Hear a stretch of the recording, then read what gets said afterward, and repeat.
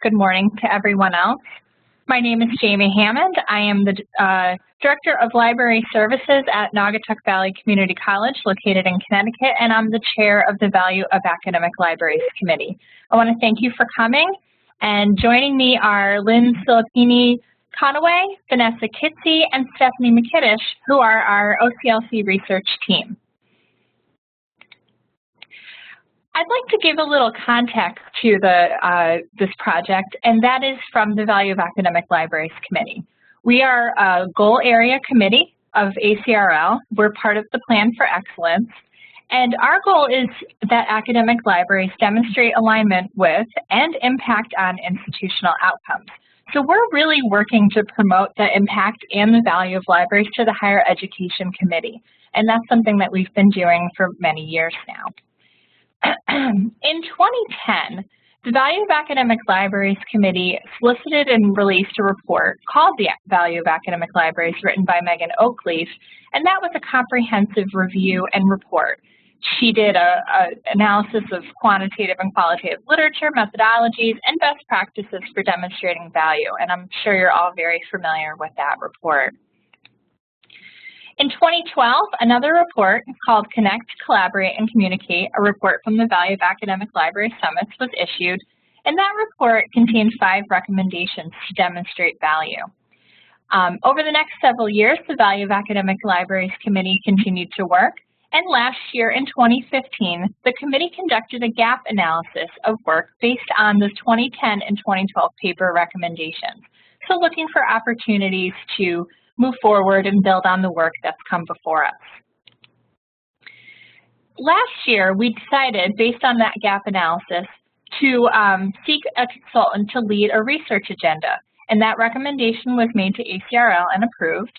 And with assistance from the Value of Academic Libraries Committee, other individuals from ACRL, and representatives from a series of interested groups, sections, and committees, we did put together that development process. So in the spring of this year, a call for proposals was issued for an action-oriented research agenda on library contributions to student learning and success. And that project was intended to update progress since the 2010 Value Report, to identify research needs in the higher ed sector, to focus on institutional priorities for student learning and success, such as retention, persistence, and degree completion, as well as several other components, such as a data visualization piece. The timeline for that project included the review of proposals, which was done at the end of the academic year last year through the summer. In August, the contract was awarded to the OCLC group, and now we are in the process of developing the report, and the publication itself will be due in the spring of next year. Along the way, the Value Committee and OCLC have been charged to engage the community in updates and progress reports for the next 6 to 9 months, and this event today is one of those engagements. So we really hope to hear questions from you, feedback from you, and we look forward to hearing what you think of the project. So I'd like to now pass the baton over to Lynn, who will take the next piece. Thank you, Jamie.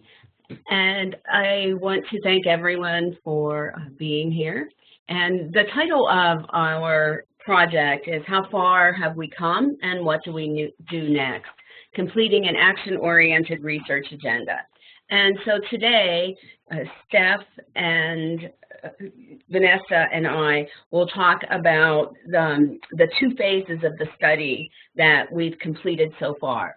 One is the content analysis of the literature, and the second is the initial focus group interview results, and these focus group interviews were with a group of our advisory members, and I will explain that shortly. We'll also discuss some very preliminary observations from the provost interviews that we just completed last week. You'll see that William Harvey's name is there. William is also on the team. He will not be presenting with us today, He will be presenting and working more closely with us with the visualization tool that we will be sharing with all of you.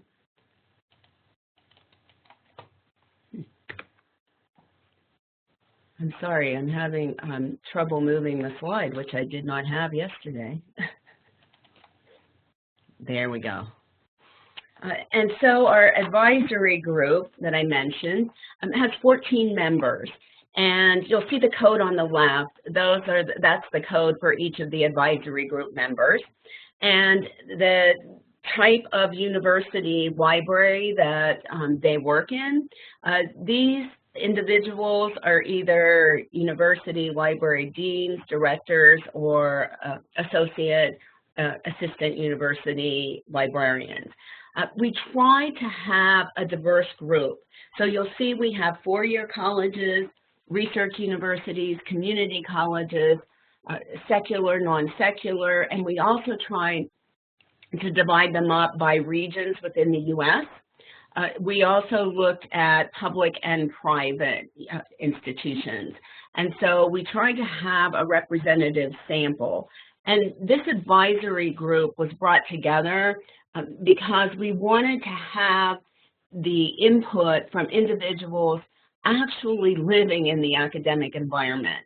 And so the rationale for this advisory group was to keep us, the project team, on target for not just doing some type of theoretical project, but for presenting results that are executionable. So that was the whole idea behind this, to keep us on track and to test what we're learning. As you can see, this is a very iterative process. And so we did an overview of the literature, and some of the literature was prescribed in the RFP by ACRL. Other literature we found on our own. We looked at LIS literature as well as higher education literature. Also, we are collecting and analyzing the interview data, and we will further develop the research questions, the visualization tool. The visualization tool will be interactive, and I'll explain that as we move along.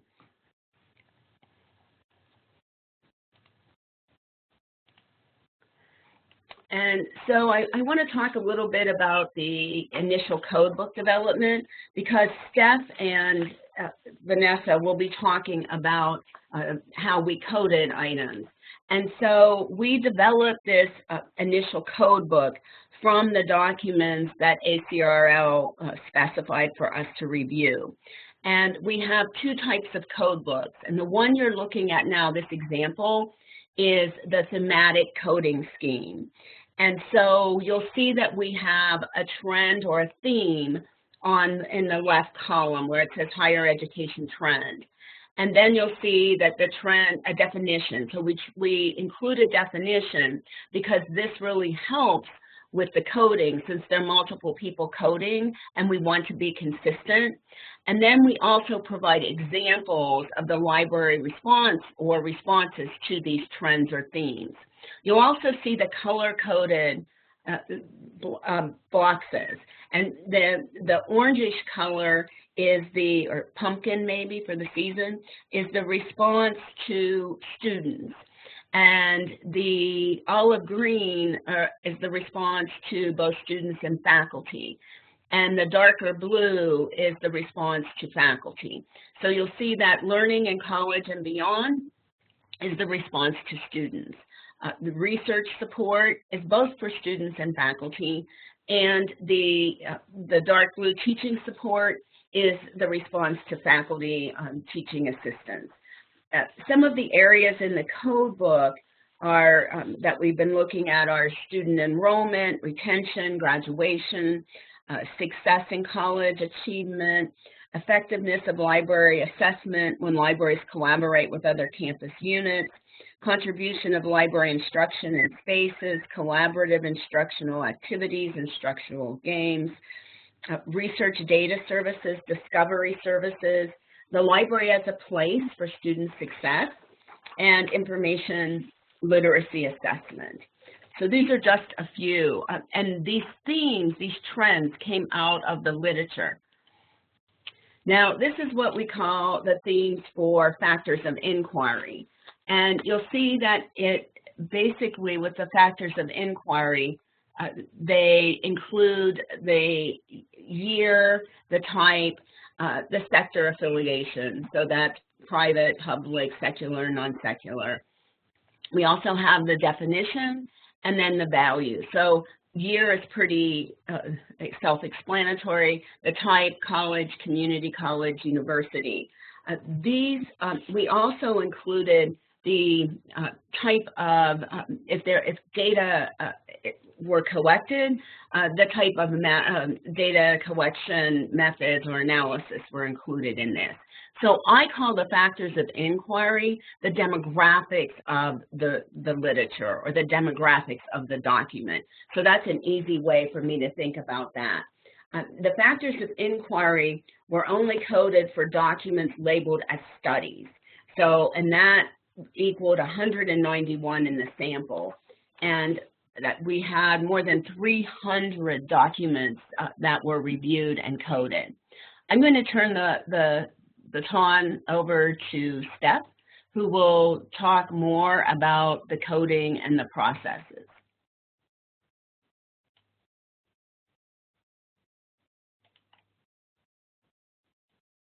Hi everyone, this is Steph. So as Lynn was saying, we went through our over 300 documents and we applied different codes to them. So that helps us a lot for the qualitative analysis. So say we wanted to talk about communication, we could then query any documents that have been coded with communication and then look at them as a whole. But we also wanted to do quantitative analysis, and for that we had to normalize the data. So for each study, we assigned two values, either a 0 or a 1. A 0 indicated that the code was not present in this particular document. An example of a document would be like the source 13 King 10, which is identified by the red arrow. If the code was present, we put a 1. So why only two values? Because this will help us build kind of the backbone for a visualization tool, which Lynn will explain later. It also increases our ability to cross-query against databases containing our codes. So just to give an example, let's say I wanted to know how many studies use qualitative methods while also examining collaboration. So looking at the 13 King 10 source, we see that there is a blue arrow where it says qualitative methods and also a blue arrow where it says collaboration. So this would be one of the studies that would be retrieved if I were to run that sort of query. So what did we find? The content analysis of the 357 documents came from searches in LIS and higher education databases and other sources. We did start with the ACRL documents that were provided to us in the RFP. Reading them, we also did searches in 6 databases, 3 that we designated as higher ed, which included Academic Search Premier, Education Resources Information Center, otherwise known as ERIC, and also the ProQuest Education Journals and Teacher Reference Center. For the LIS databases, we chose Library and Information Science Abstracts, or LISA, Library Literature and Information Science Full Text, and also Library, Information Science and Technology Abstracts, or LISTA. We looked at all the documents that were retrieved, and then we did a rough sort of the first 100 or so. These are designated as key thematic, key study, other thematic, or other study. The designations for key and other were based on the alignment of each piece within the thematic coding scheme. So for example, a key communication document said something different, or was what we saw as kind of a foundational piece for setting the conversation for communication as studied in academic library literature, or sorry, academic value. Pieces that were coded as thematic also identified a higher education trend or a library response to the trend where no research or study was conducted. such as a literature review. All 357 documents were coded with the thematic codes in the software program called In Vivo. Factors of inquiry, or as Lynn was saying, the demographic codes, were only applied to the studies. And this is because they capture details related to methodology, and that's not found in the thematic pieces. The codes were put into Excel and then imported to In Vivo as a demographic master. This allowed us to query thematic codes against factors of inquiry of interest, as demonstrated in the following finding slides.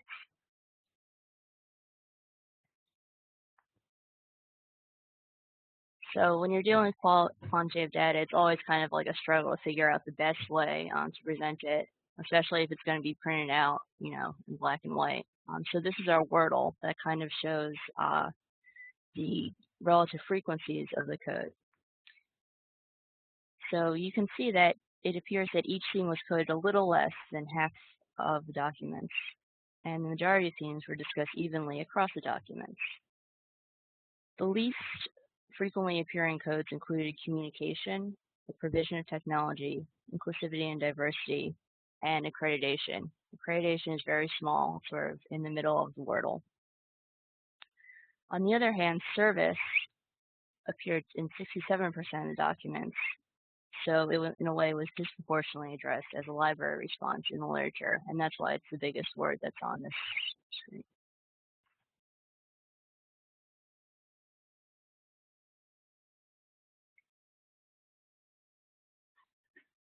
All right, so this chart happened because we wanted to compare what people were saying, so sort of the thematic pieces, versus to what they were actually doing in studies.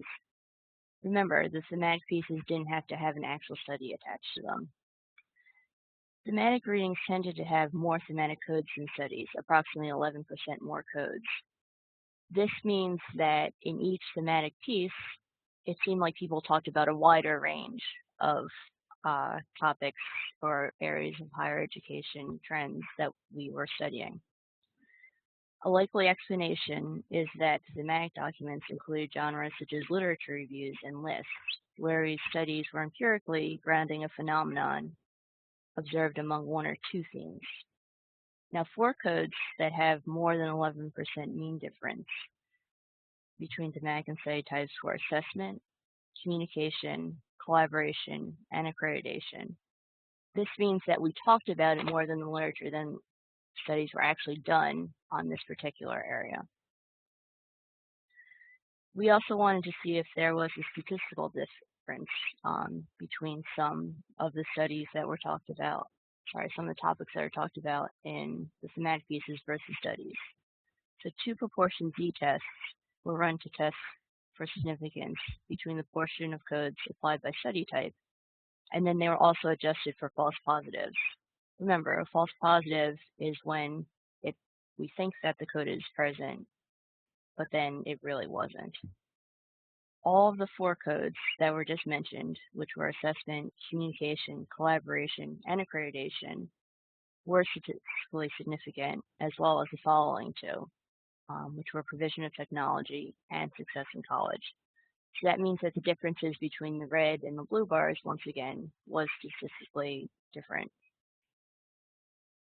These findings suggest that these 6 themes are more often discussed in the context of what libraries should be focusing on, rather than what libraries actually focus on when demonstrating their value. In the next chart, we also compare the differences in proportion of themes discussed in documents from the higher education literature versus the LAS literature. So in order to get our documents, we looked in each of the databases that I mentioned for pieces or articles that include the word library. So for this reason, you shouldn't take this to mean that in all higher ed literature, these are the type of student outcomes or related themes that were being talked about. These are the only ones that talked about them in relationship to the libraries. Documents labeled as higher education were those that were found in the higher education databases that were not indexed by LIS databases because there was some crossover between the two. Also, there are reports in Ithaca SNR.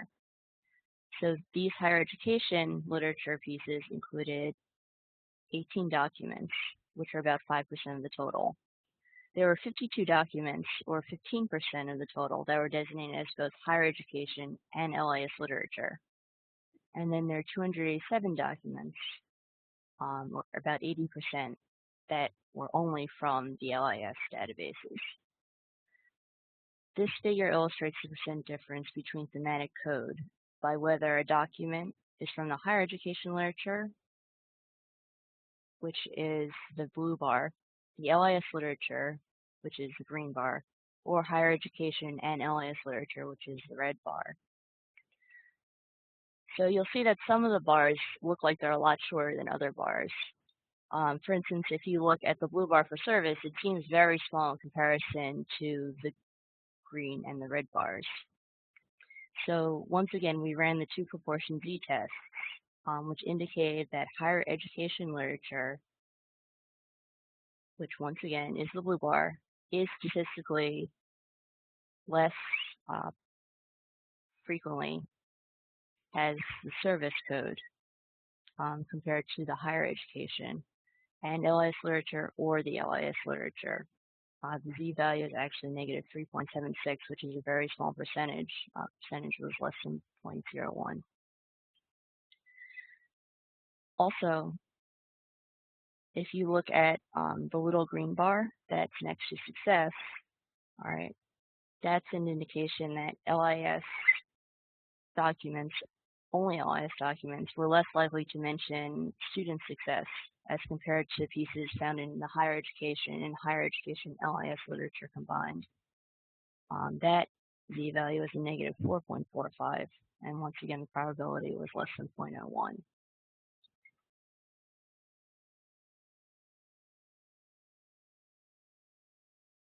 We also asked how thematic codes change over time. So for instance, was collaboration talked about more in one year than in another year? So if you look at this chart, it gives you the exact percentage. Most variations between the number of thematic codes by year were minor. Right, so if you look at the bars, the spark lines in the far right column, not too much variation. The categories that appear to trend in a specific direction or change over more than 2 years included collaboration, inclusivity and diversity, learning in college, research support, teaching support, and service. However, when regressions were run to determine whether the X variable, which was the year that the study was published, predicted the Y value, which was the number of times each code was applied to those documents, the p-values used to determine whether the fit of the line was statistically significant were actually not found to be significant. So therefore, only descriptive observations of the differences in how often the codes appeared can be made.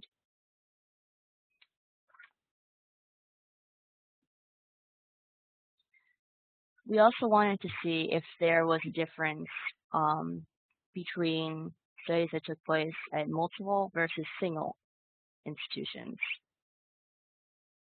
So once again, the red bars means that it was at a single institution, and the blue bars means that the studies took place at multiple institutions. We cross-queried the thematic coding scheme with the factors of inquiry scheme to see if differences existed. What does that mean? Well, if you look at the theme of collection, right, you'll see that the red bar looks like it's a little shorter than the blue bar. It's actually statistically significantly shorter, at 20% more likely to appear in multi-institutional studies with the z-value of 2.94 and a probability of less than 0.01. If you look at accreditation, you'll see that the red bar is much, much smaller than the blue bar. So this means that this was another topic that seemed like it was tackled more by multiple institutions rather than a single one. So for these findings or any other ones, if you have questions, please be sure to write them in the box. I am now passing the baton over to Vanessa, who will talk about more of our findings. Hello all, this is Vanessa, and I'm going to continue to talk about some of the findings from the content analysis and then transfer us over to talk about the focus group interview findings. So Steph was talking about the percentage of studies by theme, specifically among institutions that we coded as multiple institutions, in which the study was taking place across more than one institution versus studies taking place at a single institution. And I think that when Steph was talking about the fact that to generate this table, we cross-queried the thematic coding scheme with the factors of inquiry scheme, it also must be noted that given that the factors of inquiry scheme was only applied to studies, we're talking about studies here. We're not talking about the thematic pieces. So with that caveat, let's move on and talk a little bit more about multiple institutions. Why would we be interested in multiple institutions? Well, one of the reasons is because this is an area in which libraries can collaborate with one another and really generate ideas for student-centered outcomes that might be stable across different institutions. And so we really wanted to see how did that change over time. In other words, what were the percentage of studies in a given year that occurred at multiple institutions? And so what is really interesting here is that there's this steep decline from 2011 to 2014 and a slight uptick in 2015. And, you know, with the decline that we see, we're still thinking about potential explanations for why this occurred. However, with the uptick, I should say, in 2015, one of the potential reasons we're thinking that there was an increase of studies that took place at multiple institutions was because this was at a time where the ACRL's assessment and action projects were starting to get published and disseminated. And so it could be that this uptick in 2015 could at least in part be explained by that. All right. So methods, very important. When we're looking at studies, how do they actually measure what it is that they're trying to explain? And so what we did in our factors of inquiry coding scheme, in other words, our demographics, was we looked at what sorts of methods did all of the different studies that we collected actually use. And we had different categories for qualitative data collection, qualitative data analysis, quantitative data collection, quantitative data analysis, and then subcategories within each of these codes. And so, perhaps unsurprisingly, the majority of studies used quantitative methods. About 82% of all of the studies used quantitative methods. This is followed by the use of qualitative methods, which took place at around 57% of the studies, so a little bit more than half. And then finally, mixed methods were used in 42% of the studies, so a little bit less than half. But what I should really note here is that the way that we define mixed methods was any study that used both a qualitative and quantitative method, whether that related to data collection and analysis. Now, mixed methods are often more than the sum of qualitative and quantitative research. And it is interesting to note that most studies did not explicitly use the words mixed methods to describe what they were doing, even if they used a variety of methods. So our definition of mixed methods here is probably a little bit erring on the side of caution in terms of trying to capture all of the studies that could potentially be labeled using mixed methods.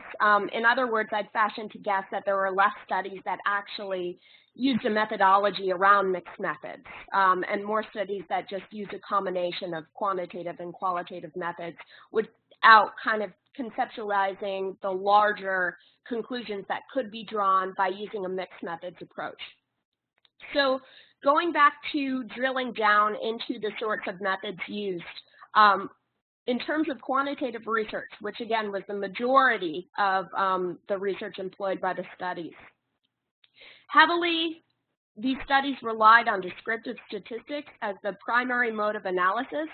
In all of the studies that we looked at, 71% of these studies used descriptive methods, followed by correlation. Out of all of the studies, only 13% used correlation. Inferential methods such as regression, ANOVA, and chi-square analysis comprise less than 10% of all of the studies that we examined. For quantitative data collection, 51% of all of the studies used surveys, and then rubrics comprised about 10% of all of the studies. There were less than 10% of all studies using the following data collection methods: pre or post-test, GPA, retention, and persistence.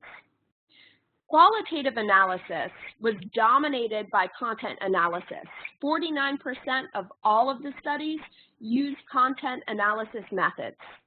And data collection consisted mostly of interviews, which was about 14% of all of the studies. So these were, some of the main findings from our first phase, our content analysis phase of the literature, and Lynn's going to conclude by wrapping these up into what are the larger implications of what this means. But the rest of my specific portion of the presentation is going to be talking about our second phase of analysis, in which we've completed initial analysis, which is the focus group interview of our advisory group members. So this analysis is based on focus group interviews with 11 of our 14 advisory group members. The other 3 members were unable to make the focus group at the time in which it was scheduled. And so what we did was we sent them our interview protocol, and we asked them to send us back written responses to those questions.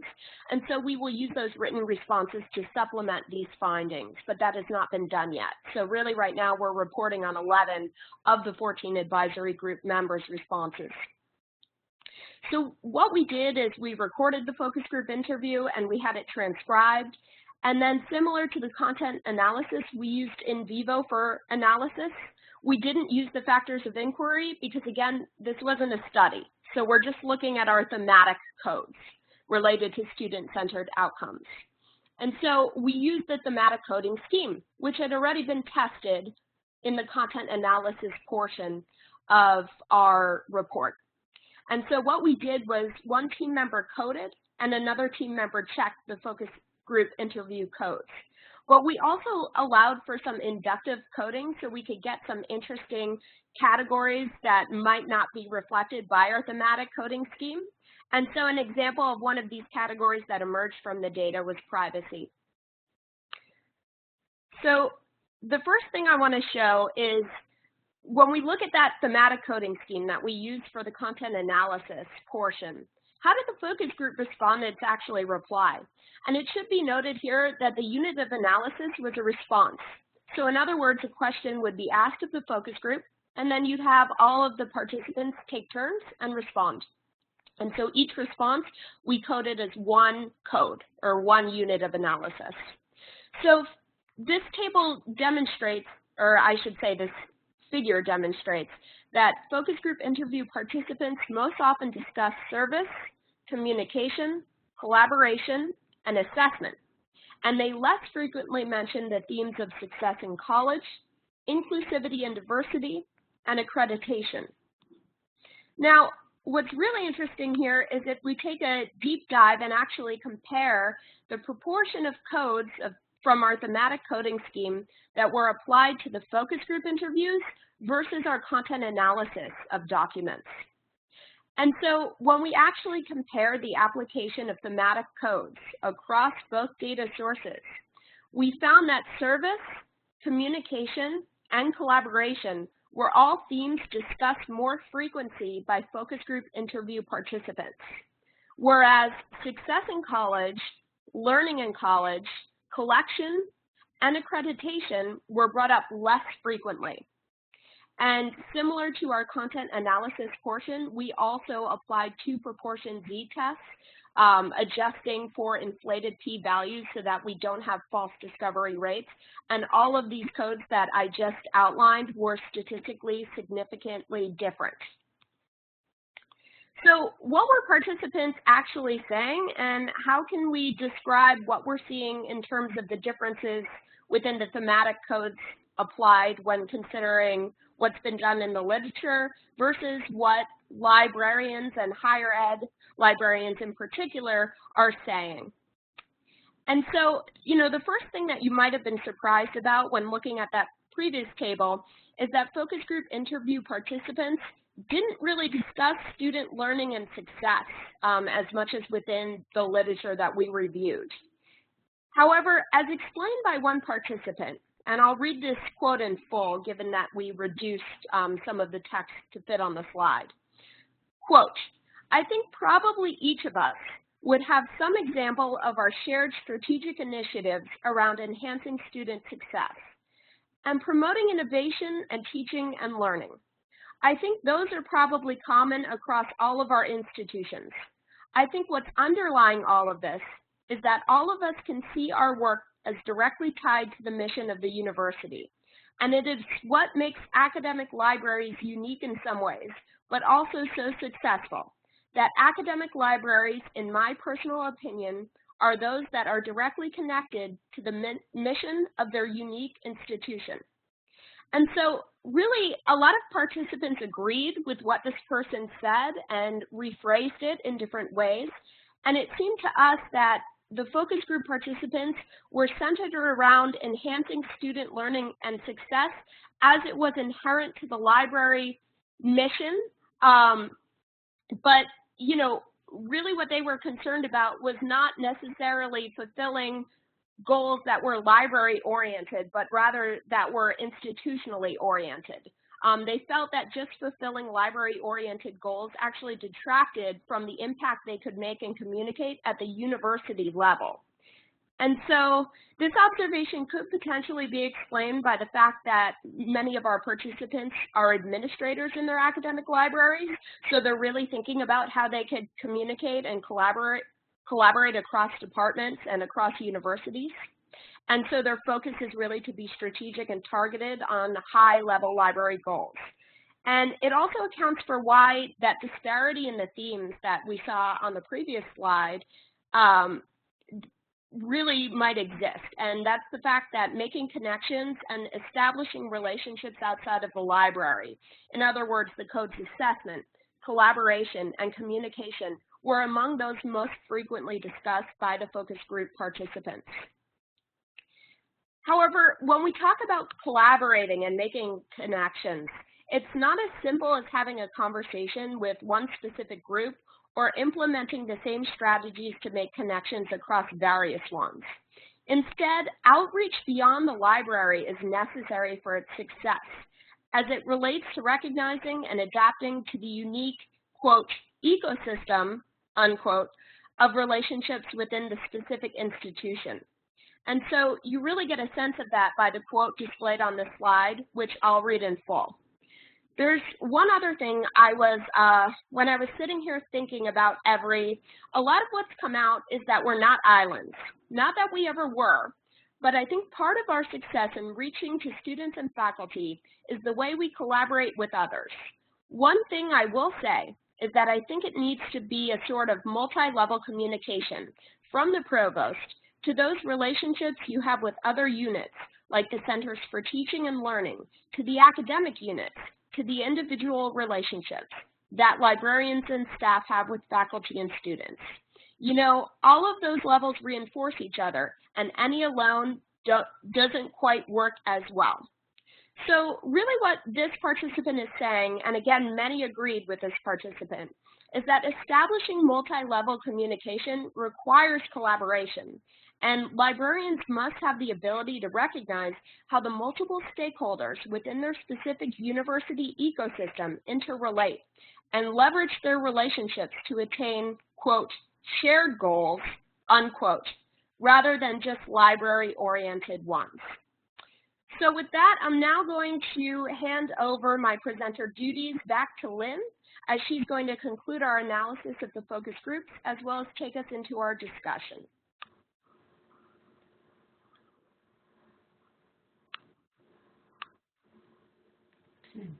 All right, thanks, Vanessa and Steph. So we will, I'd like to pick up on one of the major themes that came out from the focus group interviews and for the literature, and that's communication. And I think that's not surprising. And I want to talk about the focus group interviews. Those participants gave us some examples of what they considered successful communication within the university, the institution. And some of those are partnering with departments to support university-required student research projects, inviting campus meetings and gatherings to take place in the library building, working with the Student Government Association to advocate to administration on the library's behalf, partnering with faculty members to institute an embedded librarians program, establishing a marketing communication program that considers the best approaches to engage different user groups. And they also said they use social media to market to students.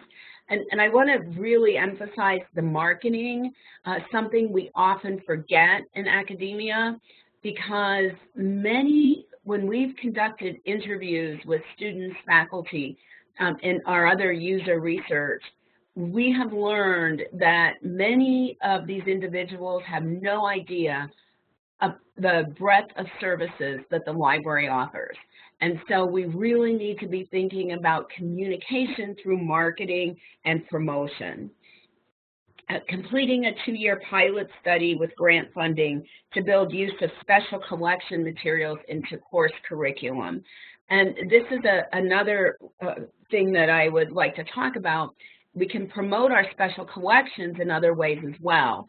I always use the example of the University of Nevada, Reno, where they included their special collections in discussions on Facebook when they recreated and made come to life individuals in the 1920s and 1930s in the university.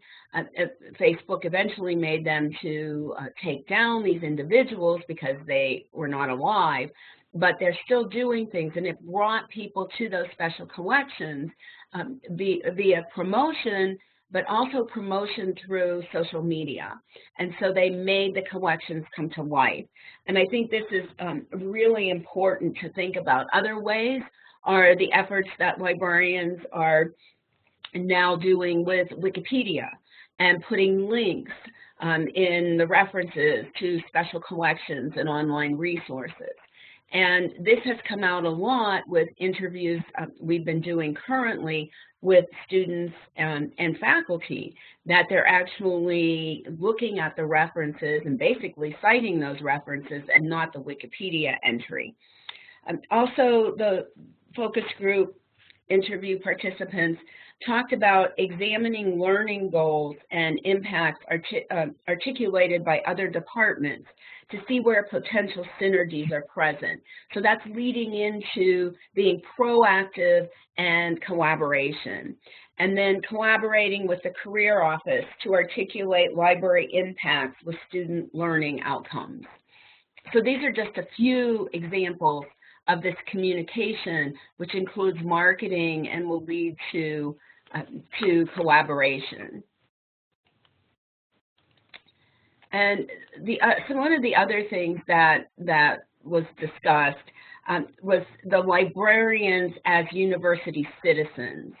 And by this was a common thread when we looked at the examples and heard the examples from the focus group interview participants about library assessment and communication of value. And of course, they don't only pertain to the library, but you have to actually articulate how the library is integrated within the larger university system. And not only articulate that, but often you have to provide evidence of that. And one of the focus group interview participants said, when considering the library and librarians as university citizens, It is easier to capture the senior leadership attention because what they see is the library as a partner in the academic enterprise, helping other units to achieve these goals that at the highest level have been identified. So getting out there and being a part of this group on campus. And two of the focus group interview participants discussed this. Both were from research universities, one from a non-secular Midwest university and the other secular Northeast university. So this is something that librarians are thinking about. So just a little recap here. We see differences in the thematic codes. Now, these are this is the coding of the literature that was first discussed by staff. And we see the difference in theory versus practice. And so some of the themes that are least present in the literature are accreditation, provision of technology, and communication. Yet communication comes out a lot with the interviews. Also, one of our advisory board members said that he was very surprised by this lack of or lower occurrence of provision of technology in the literature, because he said that one of the reasons that he got this major campaign for library remodel and restructure was based on the story of the library providing this technology for teaching and learning. So he thought that that was something we should really think about and pick up on. Some other promising themes include inclusivity and diversity. So I think these are ways that we can start to demonstrate library value. And this whole collaboration, which I just discussed in that previous slide with the two quotes. Assessment and communication are discussed more in the literature than actually empiricized. So we're talking about it, but we're not providing evidence, that data that will make the story, make the case. And this may relate back to Oakley's observation that librarians have trouble documenting non-quantitative outcomes. It's much easier to count things than to actually look at these non-quantitative methods, the interviews, the way individuals progress through their academic lives, how they become informed citizens, even outside of the academy. These are more difficult things to measure and articulate. Also, we use a lot of the same methods. And we did an assessment of the literature for another project that I wrote about last year. And most of you can probably guess. One of the most reoccurring types of data collection methods is the survey method. And often people will talk to me and say, oh, it's easy. You just slap up some questions, put it on a website, or push it out, and questionnaires are really easy. But they're not. They're not, especially if they're done well. And there are other ways of collecting data. So it goes back to, what are you trying to learn? What are you trying to find out about? And then match the best data collection method to that. But we seem to be looking at the same methods. One of the other things that I hear a lot about is how easy it is to interview people. Oh, you just talk. And I just had the experience of teaching a class in Europe to graduate students about qualitative methods. And at the end of the 2 weeks, the students said, you know, I'm surprised at how rigorous qualitative research is, and it's so time-consuming. I thought it was just very haphazard. You just talk to people and write it up. And so I think we need to learn more about the different types of research methods that will help us integrate into these mixed methods, this triangulation of our data, which will help us to make a more coherent, believable story to the other academics on campus. Also, when we look at the literature, there's a significant difference in the proportion of documents in the higher education literature and the LAS literature coded for service and success in college. So service is identified less in higher education. It doesn't surprise me that it appears more in LAS because much of our profession is based upon service. Success is identified more in the higher education literature. And there's a higher proportion of higher education documents coded within the theme success in college than in the LIS literature. That this is another indication that librarians maybe should be considering how to better articulate and disseminate the impact of library resources and services on student success. And then one last item that I really wanted to talk about were the provost interviews. And we just completed those. I completed the last one on Thursday. Stephanie and Vanessa completed their interviews prior to the U.S. presidential election. I completed mine after. And actually, my first one was at 8:30 in the morning on Wednesday, November 9th. And the interviews I conducted with provosts on November 9th and 10th were very much influenced by the impact of the presidential election. And I guess that's not surprising when you think about it, but I wasn't anticipating this. And what came up very loud and clear was the unexpected results and how this was going to affect the budgets and the funding for higher education. And so what came up a lot was we already have funding concerns because states and federal governments are pulling back on our funding, and we have to come up with more creative ways. But this may change the whole funding structure in ways we've never anticipated. One of the other things that came up was the talk of space.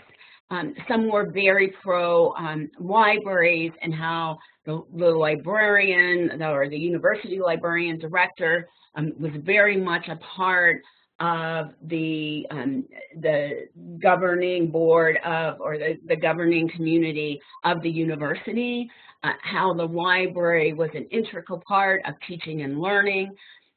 Others had a more stereotypical view of the library, and the biggest concern was funding these journals for teaching and research. Another thing that comes up was this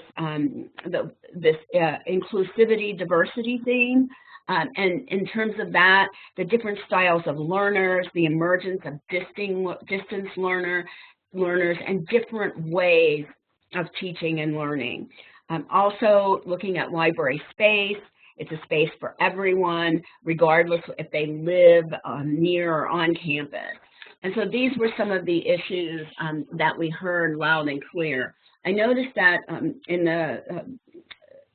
the Chronicle today, there is an article about some of the anticipation implications of the election results on private and public higher education. And I haven't had a chance to read it, but I was interested to see that in terms of the provost interviews last week. And so I want to end so we have some time for questions. And we have an OCLC project page. You'll see that there's a first draft of the agenda. which you can click on, and that's what this presentation is based on today, but there's much more information out there. There's also a feedback form that we really would appreciate having your comments and feedback, and we will be monitoring that and addressing that. I'm going to turn it over now to Jamie, and if you have questions or anything you want to comment on, you may put it in the actual chat boxes. And Jamie, I think, has been monitoring this and will be able to address the questions. Thank you for your time. Thanks, Lynn. So there was one question, you may have already addressed a little of the answer that says, that's an interesting statement about not seeing empirical methods a lot in assessment. Isn't that what assessment is all about? What was the code definition for assessment? I can actually take that one. This is Vanessa. Thank you. So actually what's meant by that is in comparing the content that was labeled as thematic. So in other words, you know, what people are saying that we should be focusing on. There was a lot of discussion of assessment, but because these studies are thematic, they're literature reviews, they're indicating future trends in research, things of that nature. So they're not actually applying methods. Whereas what we defined as studies are actually applying methods. However, there were less studies that were coded as employing assessment as there were thematic pieces. So that's what we meant by that gap, not necessarily that we were looking at actual studies that employed assessment that weren't using any sort of methods. Okay, great. Thank you. Any other questions?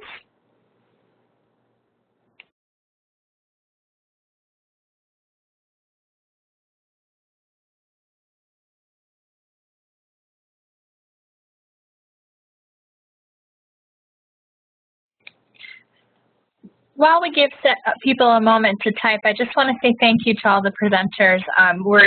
I can say the Value of Academic Libraries Committee is very excited about your work, and I am definitely looking forward to seeing the rest of the process happen, and I'm glad that we had people join us today, and hopefully we will get some questions or feedback from them. And Jamie, this is Lynn. I didn't talk much about the visualization tool, but that is something that will be interactive.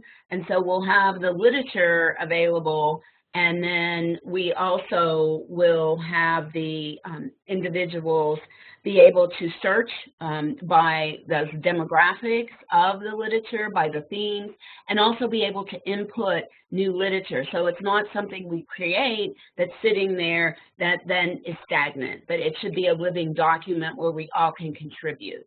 I see there's another question. Is this OCLC site mentioned on the last slide available now to all of us, and can you provide the URL? Yes, it is available now. The site is open, and I will put sorry about that. We probably should have had it in the on the slide, but I will. I just put this in the URL in the text box, and so if maybe before we post the slide, we can add this URL to the previous slide so that it's there for you. Great, thank you. Okay, any other questions?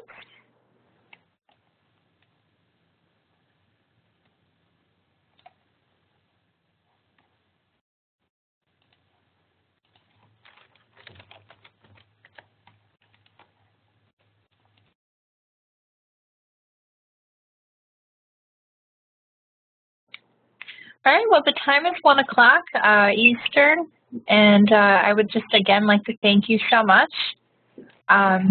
This was a fantastic and exciting presentation, and I believe the recording will be available fairly shortly, and we will be happy to, answer questions from people who have attended after the fact as well. Thank you so much. Thank you.